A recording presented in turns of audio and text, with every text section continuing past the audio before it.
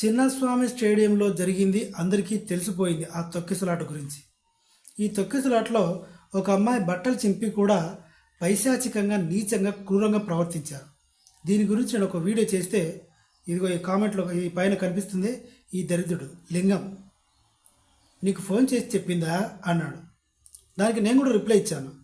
బహుశా ఒకవేళ ఆడవాళ్ళు చూస్తుంటే చెవులు మూసుకోండి.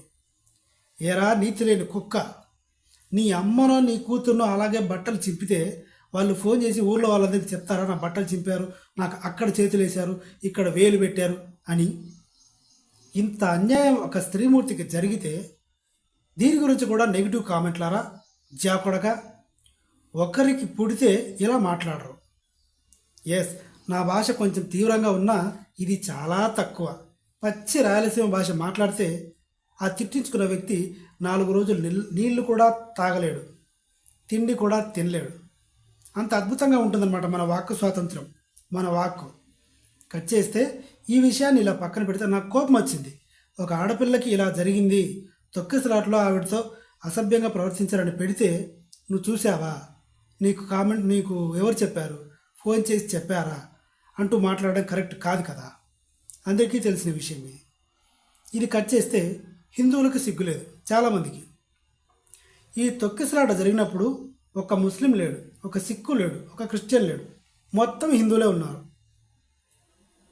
ఏమనాలి దీనికి అంటే, బాగా డబ్బుంది, బాగా బలిసింది, బాధ్యతలు లేవు. 35,000 మంది స్టేడియం కెపాసిటీ అయితే 3 లక్షల మంది అభిమానులు, ఆర్సీబీ అభిమానులు. ఆపరేషన్ సింధూర్ ఇలా సెలబ్రేట్ చేసుకోలేదే. దేశమంతా గర్వించదగ్గ విషయం. మన భారతీయ స్త్రీల కళ్ళ ఎదుట గుండె మీద AK-47తో కాల్చారు ఉగ్రవాదులు. దానికి ప్రతీకారంగా తీసుకున్నదే సింధూర్ ఆపరేషన్. సక్సెస్ఫుల్ అయింది. ఏది మరి ఆ రోజు ఎలాంటి ఉత్సాహాలు చేసుకోలేదే. సిగ్గు, శరము, చీము, నెత్తు లేదు. ఎస్, పచ్చిగా చెప్పాలంటే ఇదే. మీరు నన్ను ఎన్నైనా కామెంట్లో తిట్టుకోండి, నేను చెప్పాలనుకున్నది ఇదే. ఎవరి మతాన్ని వారు గౌరవించుకుంటున్నారు, వారి హద్దుల్లో వాళ్ళు ఉన్నారు.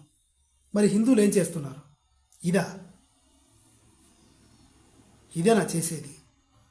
ఆడపిల్లల మీద ఏదైనా అన్యాయం జరిగితే టేక్ ఇట్ ఈజీ, నీకు చెప్పిందా, నువ్వు చూసావా? ఇంతమంది క్రౌడ్, ఆ పసిపిల్లాడు 10 సంవత్సరాలు కూడా లేవు. బాధ్యత, ప్రేమ ఉంటే పిల్లాన్ని స్టేడియంలో వదిలేస్తారా? స్టేడియం వరకు వెళ్ళాల్సిన అవసరం, ఆ పిల్లని తీసుకునే అవసరం దేనికి?